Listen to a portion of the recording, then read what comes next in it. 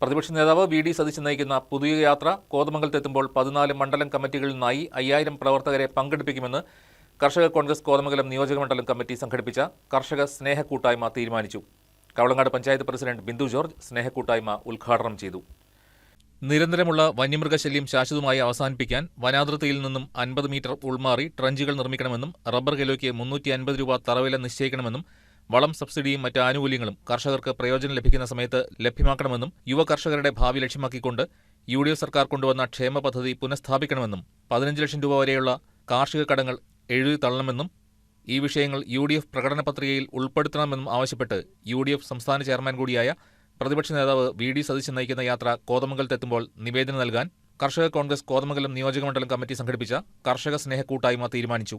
ഈ മാസം 21 വൈകിട്ട് 5 മണിക്കാണ് കോതമംഗലത്ത് വി.ഡി. സതീശൻ നയിക്കുന്ന യാത്രയ്ക്ക് സ്വീകരണം സംഘടിപ്പിച്ചിട്ടുള്ളത്. ഇതിന്റെ പ്രചരണാർത്ഥം 14, 16, 17 തീയതികളിൽ നിയോജകമണ്ഡലത്തിൽ ഉടനീളം യു.ഡി.എഫ് കമ്മിറ്റിയുടെ നേതൃത്വത്തിൽ ഷിബു തെക്കുമുറം നയിക്കുന്ന ജാഥയ്ക്ക് എല്ലാ മേഖലയിലും സ്വീകരണം നൽകുവാനും സ്നേഹക്കൂട്ടായ്മ തീരുമാനിച്ചു. കവളങ്ങാട് പഞ്ചായത്ത് പ്രസിഡന്റ് ബിന്ദു ജോർജ് സ്നേഹക്കൂട്ടായ്മ ഉദ്ഘാടനം ചെയ്തു. നിയോജകമണ്ഡലം പ്രസിഡന്റ് കെ.ഇ. കാസിം അധ്യക്ഷത വഹിച്ചു. കർഷക കോൺഗ്രസ് സംസ്ഥാന ജനറൽ സെക്രട്ടറി പി.സി. ജോർജ് നിവേദന വിഷയ പ്രമേയം അവതരിപ്പിച്ചു.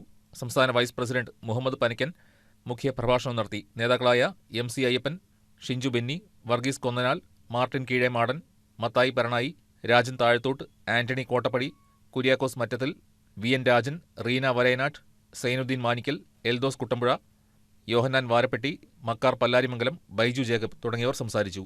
News desk KCB news.